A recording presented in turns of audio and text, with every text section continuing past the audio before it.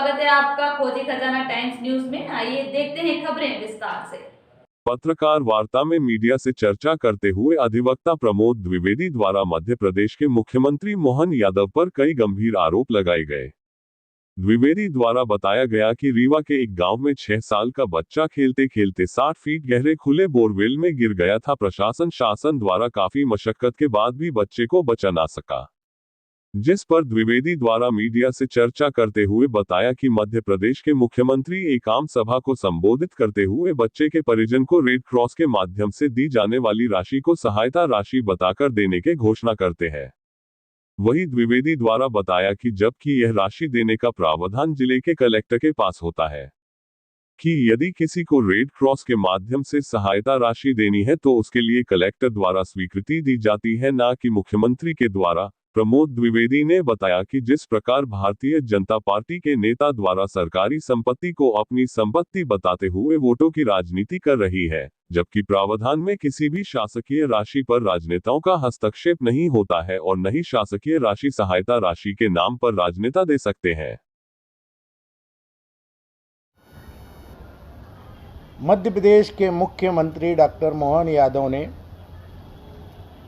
एक स्थान पर जहां पर एक खुले हुए बोरवेल में बच्चा गिर गया था और उसकी मृत्यु हो गई, उसके परिवारजनों को रेड क्रॉस सोसाइटी के माध्यम से कुछ लाख रुपए देने की घोषणा की। मैं सीधे सीधे मुख्यमंत्री जी से पूछना चाहता हूं कि आपको किसने अधिकार दे दिया? रेड क्रॉस सोसाइटी का संचालन तो कलेक्टर करते हैं और ये शासकीय निधि नहीं होती, ये जनता की निधि होती है, स्वेच्छा की निधि नहीं होती, सरकार के द्वारा निर्धारित कोई निधि नहीं होती। यह रेड क्रॉस सोसाइटी सरकार का उपक्रम नहीं है, बल्कि ये जनता के द्वारा संचालित किया जाने वाला एक सोसाइटी है। तो आपने कैसे घोषणा कर दी? आपको किस कलेक्टर ने अधिकार दे दिया? क्या आप किसी जिले के कलेक्टर बन गए? पहले कायदे कानून को पढ़ लें डॉक्टर मोहन यादव जी। कांग्रेस को तो बाद में सीख देना, पहले खुद पाठशाला में पढ़ लो।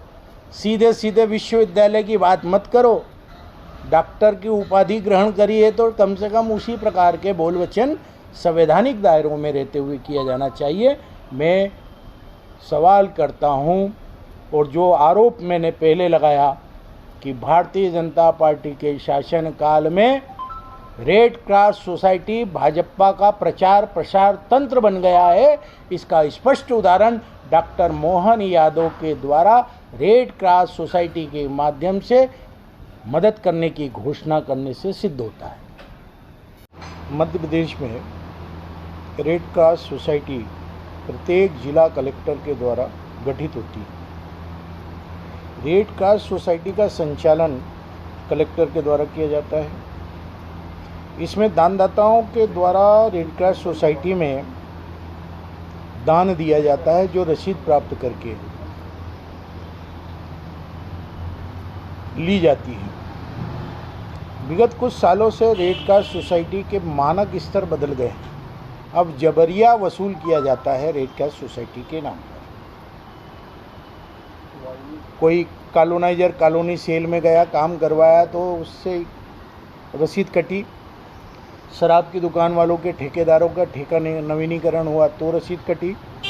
बंदूक का लाइसेंस लेने गए तो रसीद कटी।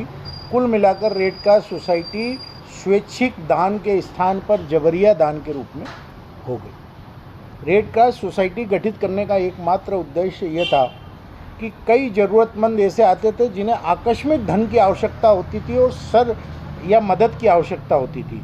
उस सरकार के एजेंडे में वो फिट नहीं बैठ पाती थी। इसलिए इस रेड क्रॉस सोसाइटी के माध्यम से कलेक्टर स्वेच्छा के आधार पर एक नियत राशि उनको दे देते थे, जो अधिकतम 80,000 रुपये तक की होती थी।